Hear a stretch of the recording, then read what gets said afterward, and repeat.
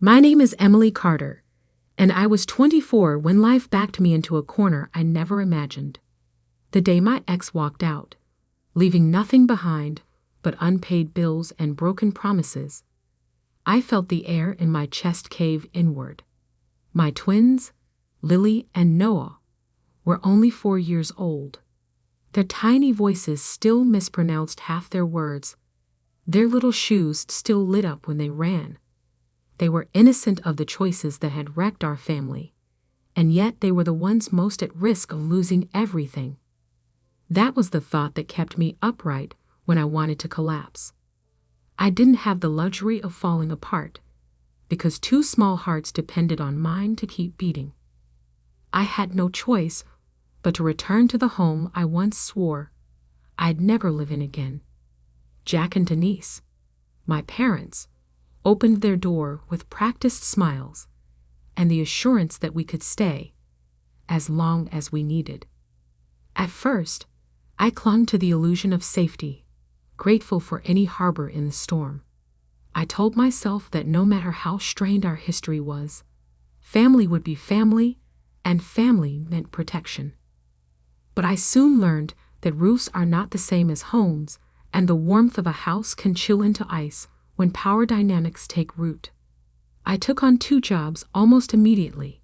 In the mornings and afternoons, I worked as a phone support agent, the kind of job where your voice has to stay even and polite, no matter what kind of cruelty pours through the line. In the evenings, I tied my hair back, slipped on black sneakers, and became a waitress at a diner off Route 27. The scent of grease clung to my clothes, and my feet throbbed by the end of each shift. But the paychecks, small as they were, kept the lights on and groceries in the fridge. Every dollar I earned had a destination. Cereal for Lily, sneakers for Noel, gas for my beat-up sedan, which I prayed each day wouldn't give up on me. Survival became my second skin. There were no lazy mornings, no moments where I could linger over coffee or breathe in peace. My day started before dawn with the twins climbing into bed beside me, whispering for pancakes, and ended long after midnight, when I collapsed onto a thin mattress, hands aching from carrying trays or typing call notes. I measured my worth in receipts and bills paid, in the number of times I managed to put fruit instead of candy in their hands. At first, I believed my parents when they said we were all in this together. Denise liked to tell people at church how proud she was of me, how hard I worked for my kids. Jack would nod, as if his nod alone validated my effort. But words spoken in public often mask truths whispered in kitchens. Slowly, I began to notice the cracks, small slights, offhand remarks, moments where I realized their generosity came with conditions. It wasn't the roof over our heads that became the problem. It was the hierarchy of the house, the invisible rules that said some lives deserved more comfort than others. The upstairs was bright and airy, with soft carpets and sunlight streaming through wide windows. The basement was dark, damp, and smelled faintly of mildew. My children were assigned to that basement, while my sister's son, my nephew Matthew, was given the largest bedroom upstairs. Matthew needs more space, Denise explained, her tone final, as though it were a fact, not a preference. He's older. He's the golden boy. She didn't say those last words aloud, but I heard them all the same. At first, I swallowed the sting. I told myself it was temporary, that kids didn't care where they slept as long as they had blankets and love. But every time I descended those basement steps, saw the thin mattresses pushed against the concrete walls, and heard the hum of the furnace kicking on beside my children's heads, I felt something in me grind down. Lily and Noah were only 4, too young to name injustice, but not too young to feel it. Their eyes followed the sun streaming through the cracks in the basement window, and sometimes they asked why their cousin had the room with the big bed upstairs. I lied gently, saying Matthew was older, that it was just how things worked for now. But the lies tasted like rust in my mouth. The hierarchy didn't stop with sleeping arrangements. At family dinners, Matthew was served first. When dessert came out, he was offered seconds without hesitation. If Lily reached for another cookie, Denise's hand would stop her. "One is enough, sweetheart. Don't be greedy." Noah learned to stay quiet, to eat what he was given without asking for more. I watched their small shoulders hunch lower, watched their eyes grow cautious, as if love itself were rationed in that house. And through it all, I worked. My hands, my back, my voice, they carried the weight of our survival. I paid my way as best I could, contributing to groceries, gas, utilities, and yet somehow, the unspoken judgment remained. I was the one who had failed, and my children bore the punishment. Each night, when I tucked them into the basement beds, I whispered promises I wasn't sure I could keep. That this was temporary, that someday they'd have rooms with sunlight, that someday they wouldn't be made to feel less. The truth was harder to admit. I was barely keeping us afloat, and every hour I spent away from them, every double shift, every silent tear shed in the diner's walk-in freezer, was proof of just how cornered I had become. The weight of survival pressed against me day and night, and though I carried it, I knew something had to break, because no one, not even me, could live bent under it forever. My sister Rachel's son, Matthew, was 5, barely a year older than my twins, yet treated as if he were in a different league of humanity altogether.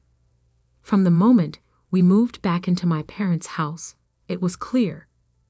Matthew was the crown jewel of the family, the one whose every whim deserved attention, whose every word was treated as wisdom. The rest of us orbited around him, expected to admire his shine. He was given the upstairs bedroom, the largest one besides my parents' own. Sunlight spilled across his walls every morning, bright and golden, like even the house itself. Knew who was meant to be cherished. His room was filled with toys stacked neatly in colorful bins, shelves lined with storybooks, and posters of superheroes mid-flight, fists raised as though ready to conquer the world. A brand new comforter covered his bed, patterned with comic book characters, and the floor was layered with a thick, soft rug that muffled his footsteps. My twins, Lily and Noah, were assigned to the basement. The place had one small window, so narrow that light barely pierced the gloom. The concrete floor was cold even in summer, and the air carried a damp, earthy smell of mildew that clung to their blankets. At night, I could hear the steady hum of the furnace beside them, a mechanical reminder that their place in the house was not chosen for comfort, but for convenience. They slept on thin mattresses I had scrounged from a thrift store, pushed against the wall to leave just enough space for a small plastic toy chest between them.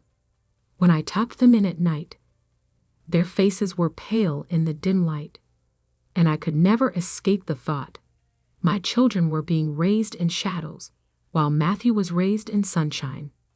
The first time I objected, my mother didn't even look up from folding laundry. "Matthew needs space to grow, Emily.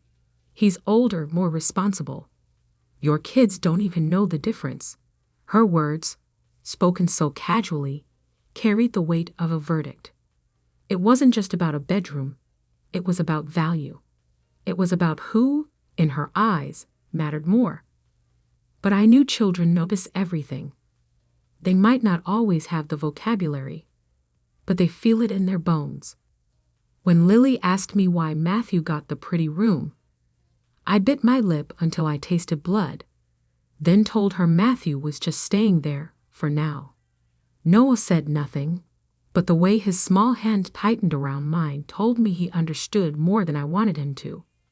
The favoritism seeped into every moment of our lives.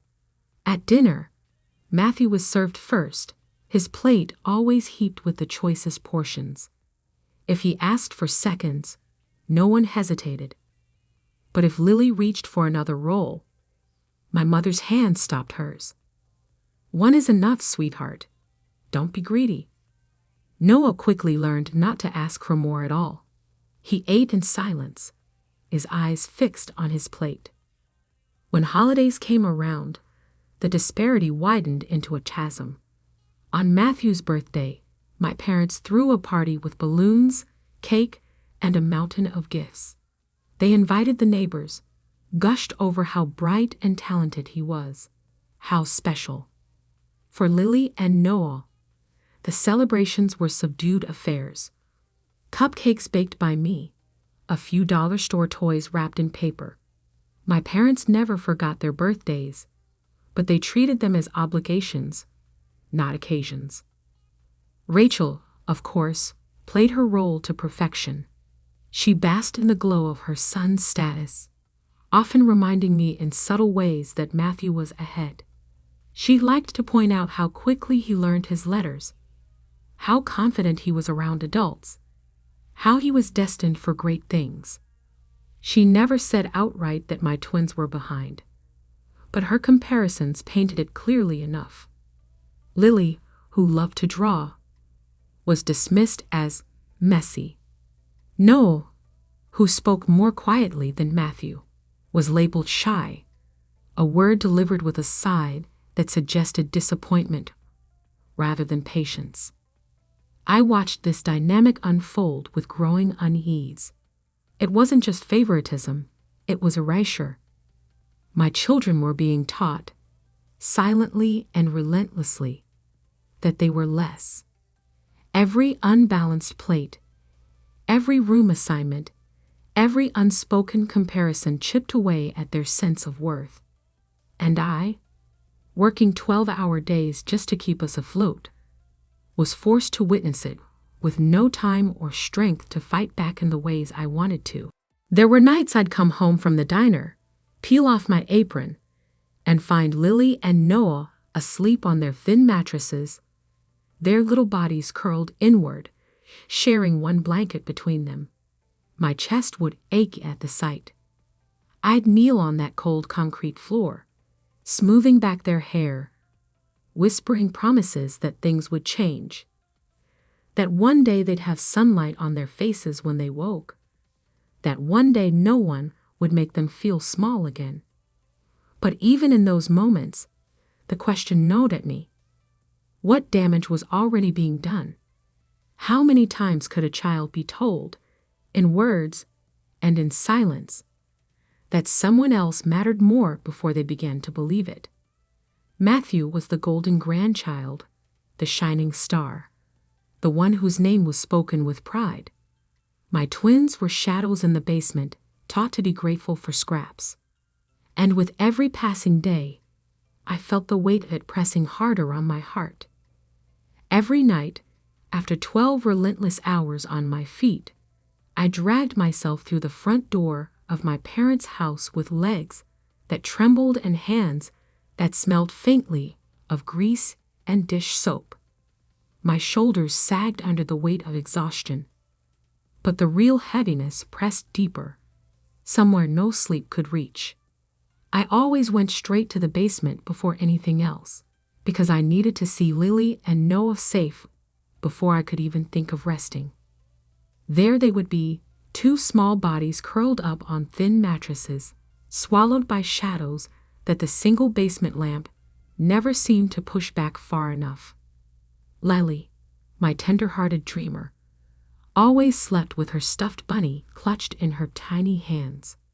Its fur was matted now, the once bright pink dulled to gray, but to her it was a lifeline, a reminder of comfort in a place that offered so little. Beside her, Noah curled beneath blankets that were never thick enough, his little frame shivering even though spring had already painted the world above us with warmth.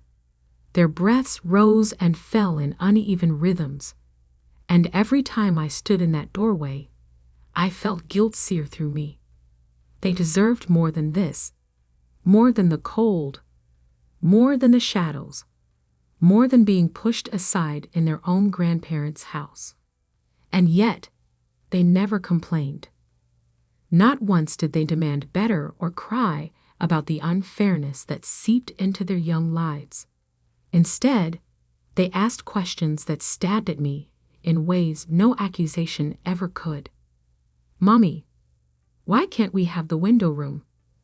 Lily whispered one night, her wide eyes glimmering in the faint light. Noah, quieter, followed with his own question weeks later, his voice careful as though he already sensed the danger of wanting too much. "Do we have to sleep down here forever?" Each time, I swallowed the lump in my throat, forcing my voice to stay steady. I fed them words as soft as I could make them, words stitched with hope, but hollow with falsehood. I told them stories about patience, about how sometimes we had to wait for special things. I said Matthew needed the upstairs room for now, but that one day, they'd have a beautiful space of their own. The lies slid bitterly from my mouth, tasting of rust and regret. What I couldn't bring myself to say, the truth I choked down night after night, was that their grandparents had already decided they didn't deserve better. How could I make children understand a cruelty so profound it masqueraded as family love? The anger that lived in me no longer came in bursts. It didn't flare and fade. It lodged itself inside, becoming a sharp, constant ache that throbbed with every moment I let pass in silence. I hated my exhaustion, hated how it muted my voice. I hated how my silence, though born from survival, became complicity. By not fighting harder, I let my children carry the weight of injustice on shoulders too small for it. The worst part wasn't my parents' favoritism. It was the quiet resignation it was teaching my children. I saw it in Noah's hunched posture when he sat at the dinner table, his eyes lowered to his plate as though asking for more food was a crime. I saw it in Lily's hesitant laugh, quick to fade, if she noticed she was the only one giggling. My parents thought children didn't notice such things, that they could be brushed aside with empty reassurances. But children always notice. They see the way one cousin is showered with gifts while they're handed something practical and perfunctory. They feel the sting of being told enough when someone else is encouraged to take seconds. They absorb the message even if no one spells it out. You are less. I worked myself into the ground trying to fill the void. Every spare cent I earned went towards something small that might brighten their days. A coloring book, a new pack of crayons, a set of pajamas with silly cartoon animals. I convinced myself that these small tokens would prove I saw them, that I valued them. But deep down, I knew a new crayon couldn't erase the memory of being told no when Matthew was told yes. A pajama set couldn't compete with the sunlight streaming through the upstairs window that never belonged to them. Sometimes, after tucking them in and making sure they were warm enough, I would climb back upstairs and stand in the kitchen, staring at the ceiling as though it could answer me. My parents sat in the living room, sipping tea, talking about Matthew's latest achievements at preschool, their voices dripping with pride. I wanted to scream at them, to throw my exhaustion in their faces, to demand they explain why their love came with rankings. But the words never made it past my lips. I was too tired, too worn down by the grind of survival. The silence that filled me was its own prison. So I bore the burden quietly, choosing sacrifice over confrontation. Every morning, I rose before dawn, packed lunches, kissed small foreheads, and left for work knowing the cycle would repeat. Each night, I returned to that cold basement, whispering reassurances I didn't believe, telling myself tomorrow I'd find the strength to change things. But tomorrow always came too fast, dragging the same weight with it. And in that endless loop of work and weary silence, I felt myself splitting in two, the mother who wanted to fight with fire, and the daughter who kept her head down in her parents' house. One day, I knew the split would no longer be bearable, but until that day arrived, my sacrifice was silent, my rage muted, my love the only shield I could offer in the shadows of that basement. The house was oddly motionless, a kind of hush that made the clock in the hallway sound like a hammer. My sneakers barely whisper against the runner as I cut past the dark living room. Dad's recliner angled toward a blank TV. Mom's afghan folded into a square precise enough to pass inspection. The kitchen light over the sink had been left on. Water beads clung to an upturned glass, catching the glow like tiny moons. I didn't stop. My hand found the basement doorknob by muscle memory. It was cold, stiff with the tacky residue of years of hands before mine. And when it turned, the hinges released a sigh I'd heard every night, but now resented for sounding so weary. The basement bulb flickered once before settling into its yellow insistence. The concrete kept the day's chill like a secret, and the familiar smells rose to meet me. Detergent that never quite masked the damp. A thread of metal from the old utility sink. The faint ghost of furnace oil. I descended the steps, one palm sliding along the banister's smooth dip. They were on the floor, cross-legged on the rug we called a play mat, because it sounded softer than what it was. 2 backpacks sat between them. Zippers scratched shut until the metal tabs pointed like soldiers at attention. Lily and Noah had their jackets on, the cheap nylon rustling each time they shifted. Lily's stuffed bunny poked from the mouth of her bag. One ear flattened, the other still perked as if listening for rescue.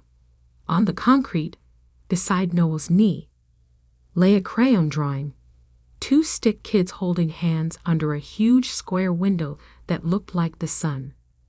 Someone had pressed hard. The wax had cratered the paper.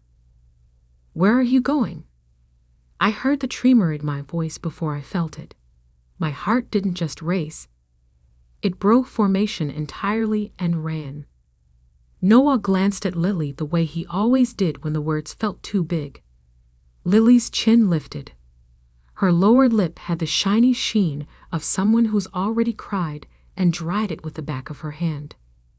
"Matthew said Grandma told him this was his house," she said, each syllable careful, practiced, as if she'd repeated it to herself, to be sure it was real. "He said we don't belong here." The sentence landed like a stone in a bowl already brimming with water. Everything surged over the rim at once. Heat in my face, cold beneath my skin, that galloping heart, a buzzing in my teeth. I couldn't feel my fingertips. For a second, the furnace stuttered, and the room hushed even more, the silence pressing up against my eardrums until it felt like something might split. I froze. My chest cinched so tight my breath scraped going in. The spot behind my sternum, that deep, bruised place that had learned to hold too much, flared with something bright and clean and lethal. I looked at their packed bags and understood at once. My children had listened to all the quiet lessons, the ratios and rations of love in this house, and drawn a conclusion no 4-year-old should be smart enough to draw. They had prepared to make themselves smaller, more portable, more palatable. They had taken the idea of not belonging and turned it into luggage. I knelt because my knees gave out, not because I decided to. The concrete seeped through my jeans, indifferent to my urgency. I reached for Lily's wrist, the delicate pulse thudding like a moth caught under glass. Noah leaned into my shoulder without looking at me, the way he always did when he wanted comfort without the risk of asking for it. Up close, I could see the chalky streak on Lily's cheek, where she'd wiped tears with a hand dusty from crayons. I could see how Noah had clutched his jacket so tightly the nylon had wrinkled into permanent ridges. "Who helped you pack?" I asked, though I already knew the answer. No one. The backpacks held their logic. 2 pairs of socks rolled into imperfect balls. The crayon tin, heavy as a brick, zipped inside Noah's front pocket because he can't draw without the green. Lily's bunny, of course, and also the small plastic tiara from a birthday party 2 months ago. Bent tooth, missing gem, because in the basement, make-believe crowns were the only kind available. The sentence, "This is his house," kept resounding in my skull, not as a child's echo, but in my mother's cadence. There were so many versions of it I had tolerated. Matthew needs space to grow. We're all under one roof. It's practical to keep things as they are. You're not in a position to be picky, Emily. The sharp sweetness of those phrases came rushing back, every syllable lacquered with adult reason, every premise calibrated to sound like love. But here were the results of that reason, zipped into small backpacks, sitting cross-legged on a floor that leached warmth.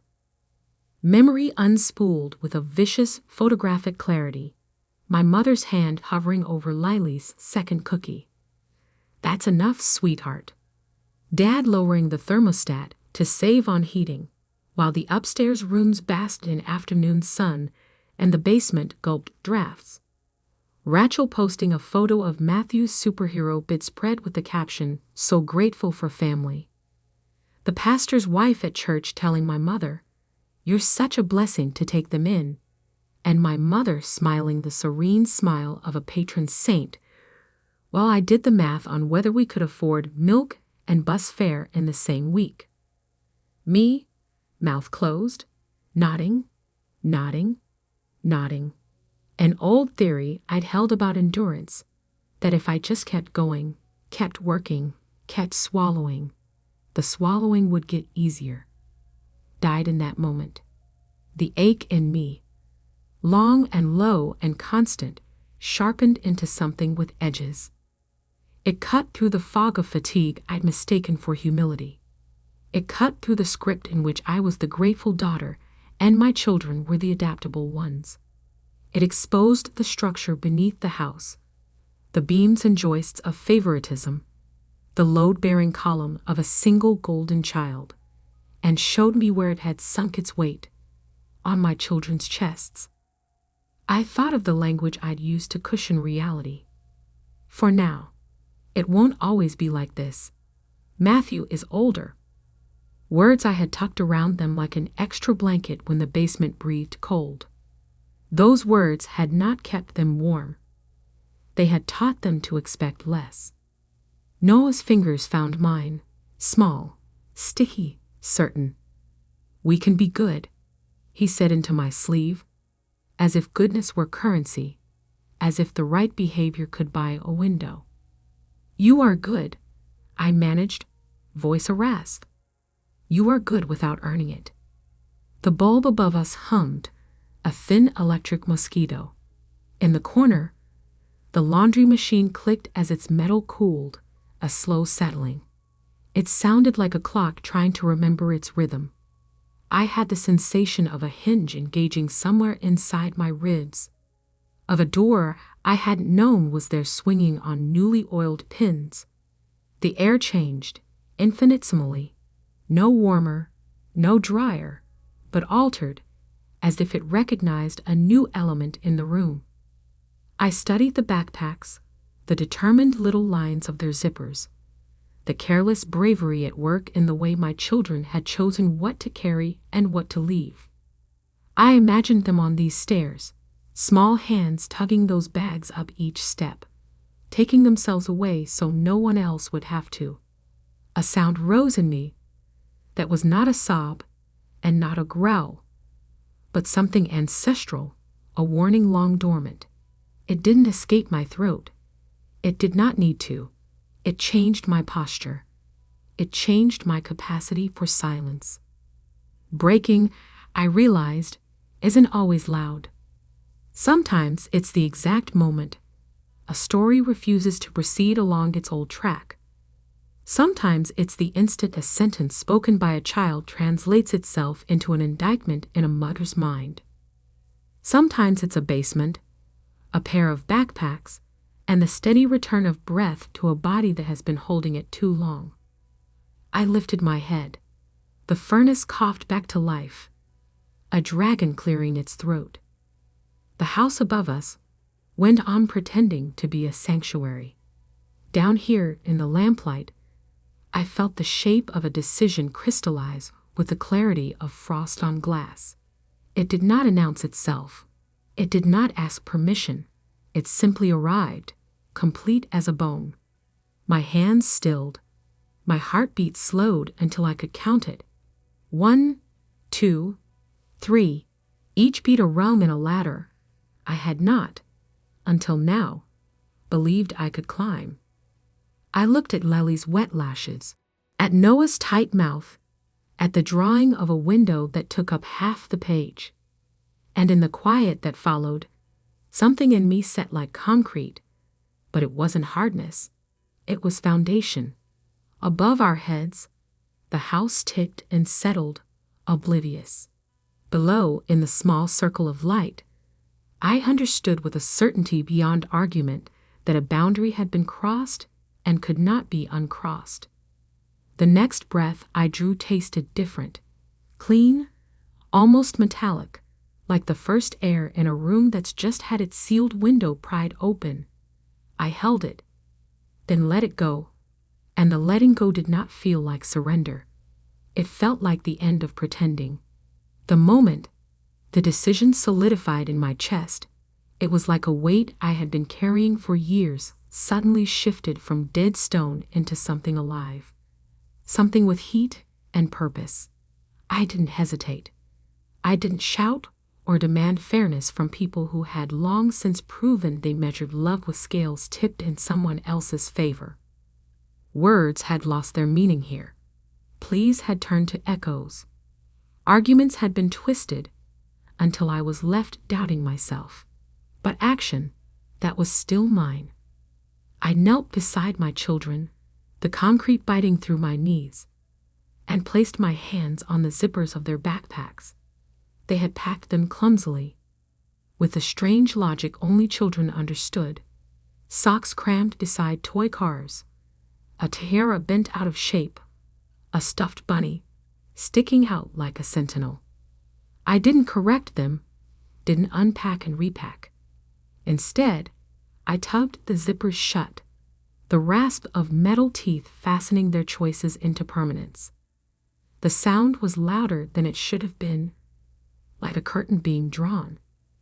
"Get your shoes," I whispered. My voice surprised me. Low, steady, unshakable. I had never heard myself like that, not even in the moments where I thought I had been strong.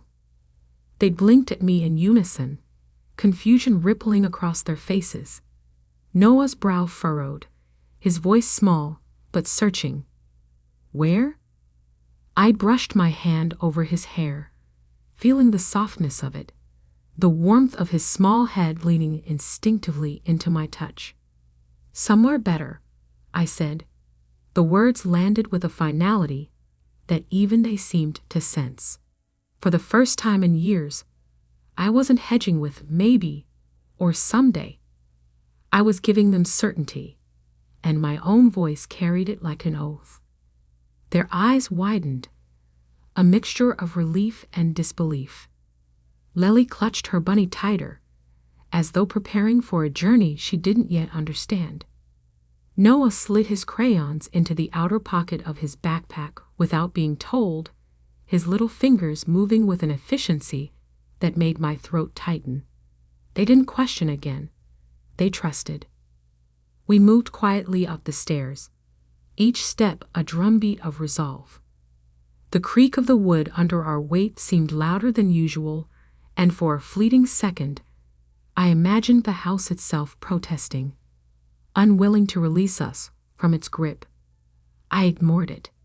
I kept my gaze on the narrow sliver of light at the top of the staircase, as if the air beyond it held freedom. When we reached the kitchen, my mother was there.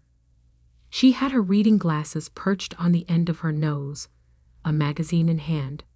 She looked up and frowned, her lips already forming the familiar shape of disapproval.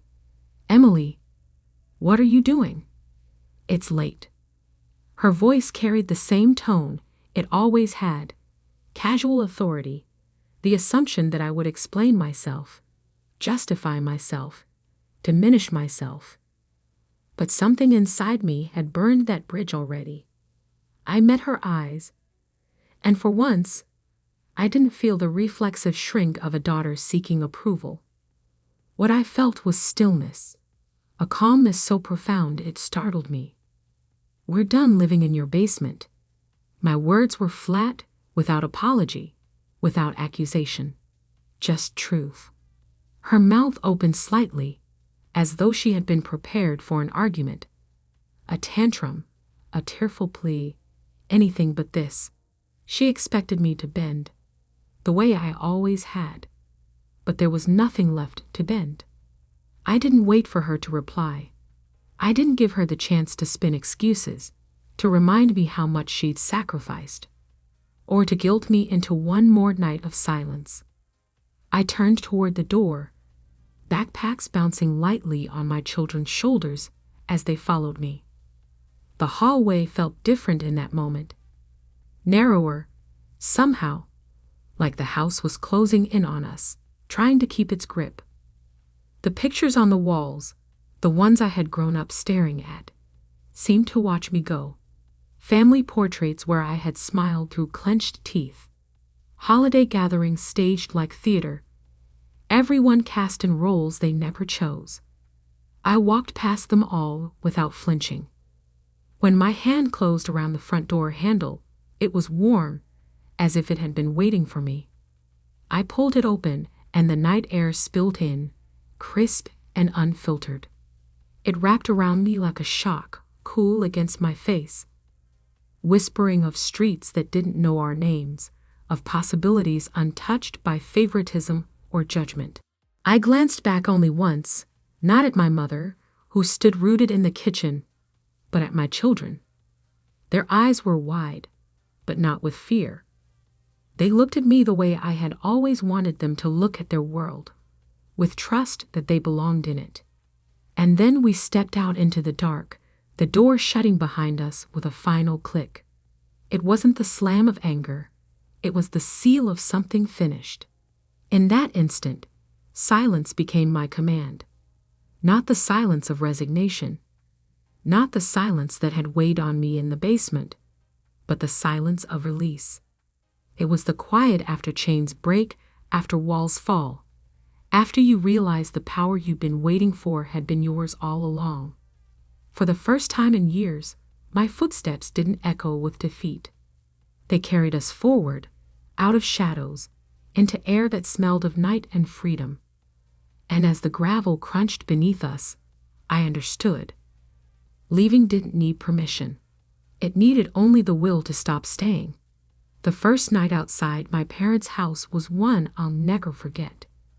We slept in my car, the three of us huddled together beneath the same blanket, the faint hum of the engine keeping the worst of the cold at bay, until I finally shut it off to save what little gas I had.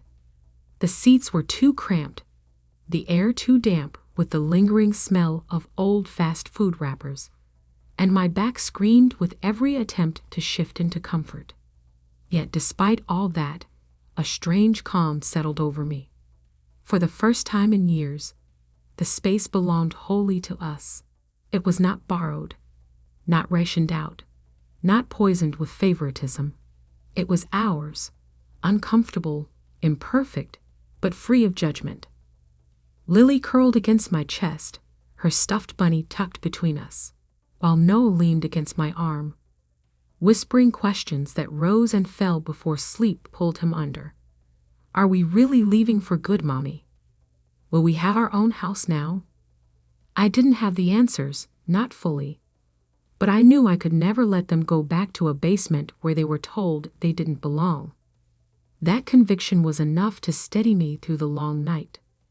The next morning, bleary-eyed and running on coffee I'd bought with quarters from the cup holder, I pulled out my phone and dialed Sarah. She was a coworker at the diner, one of those rare people who noticed things without pressing, who had seen my exhaustion and offered small kindnesses. A free coffee when the manager wasn't looking, a warm smile when my hands trembled from fatigue. When she answered and I told her what happened, my voice cracked, but her response was immediate, without hesitation. Bring the kids here, Emily. I got a spare room. It's not much, but it's yours until you figure things out. That room, barely big enough for a full mattress and a dresser, felt like a palace.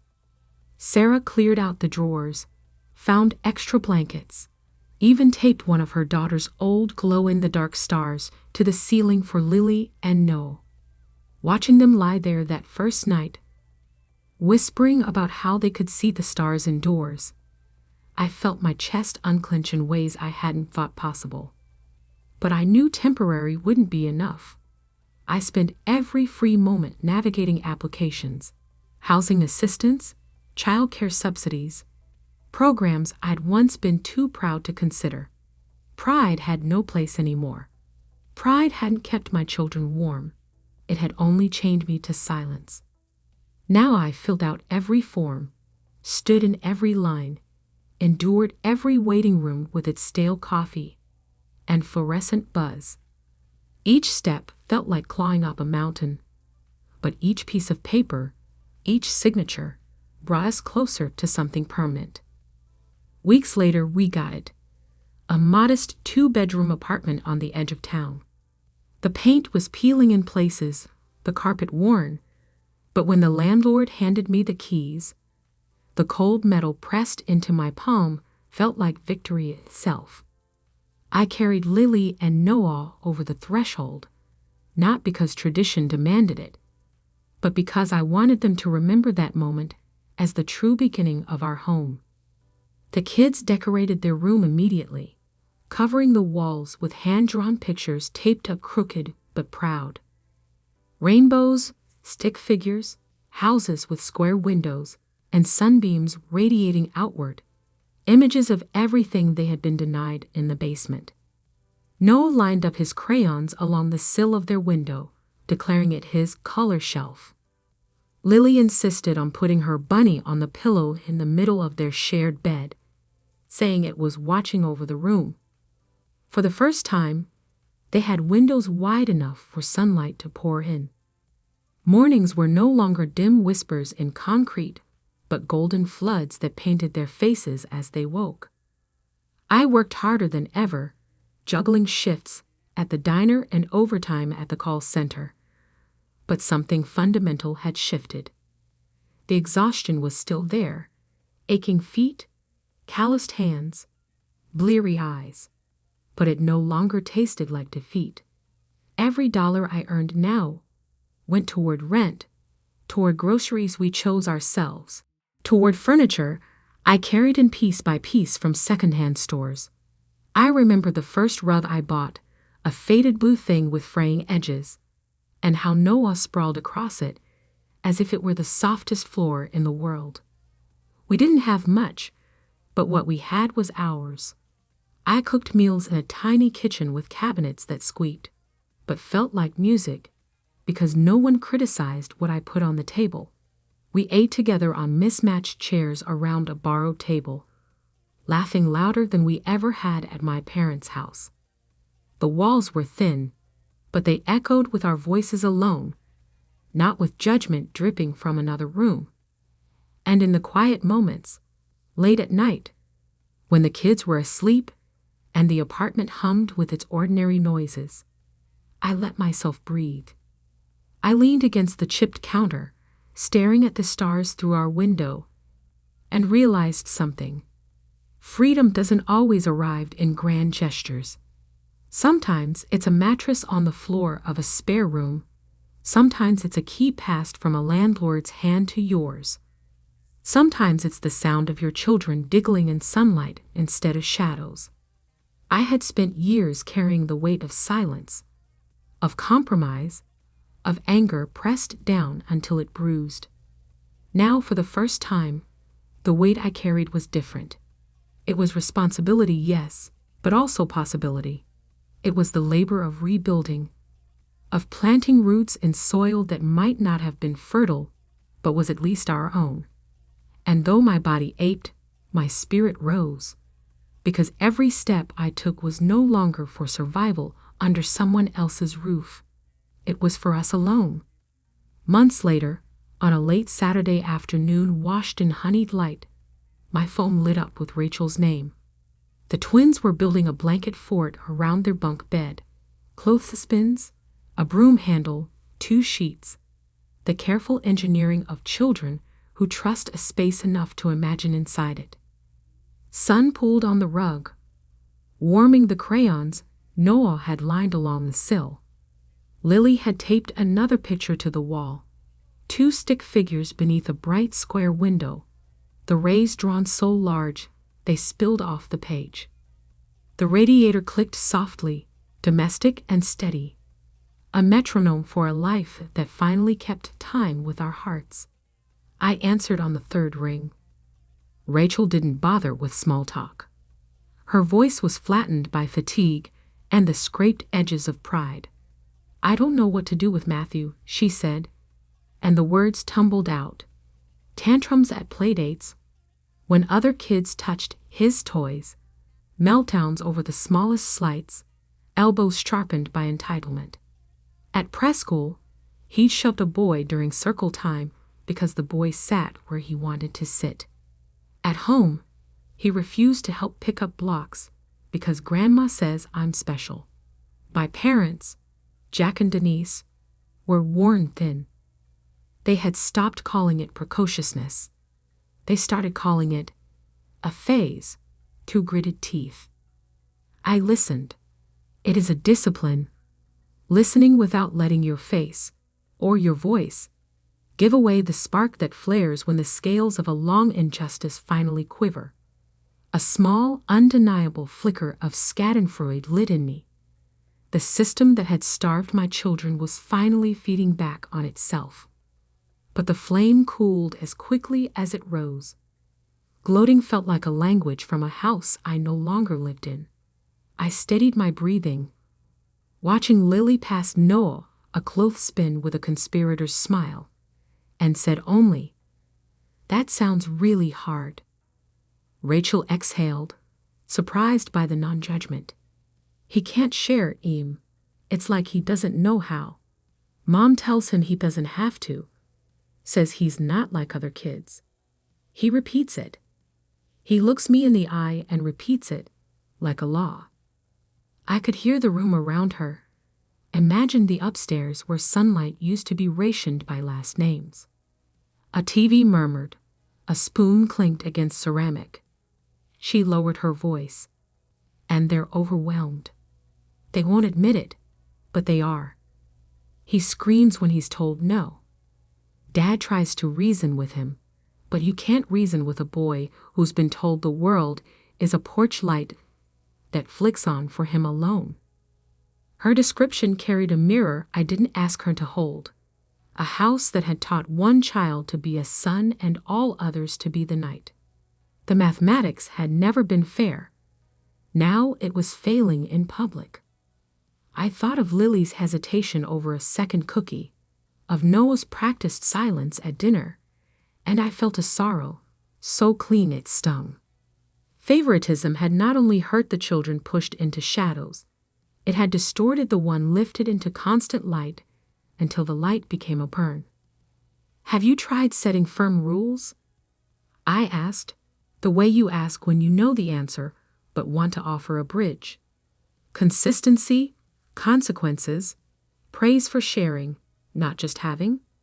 She gave a short, humorless laugh. Every time I set a boundary, Mom undoes it. He's our little man, she says. When I say no, she says yes louder. A pause, then softer. I think we broke him, and I don't know how to fix it. I could have said, you broke more than one child. I could have said, this is what happens when love becomes a contest and you award a trophy. Instead, I kept my voice level. He isn't broken, I said. He's been taught a story. It can be rewritten, but not while people keep reciting the old lines. On the other end, I heard her swallow. You always were good with words.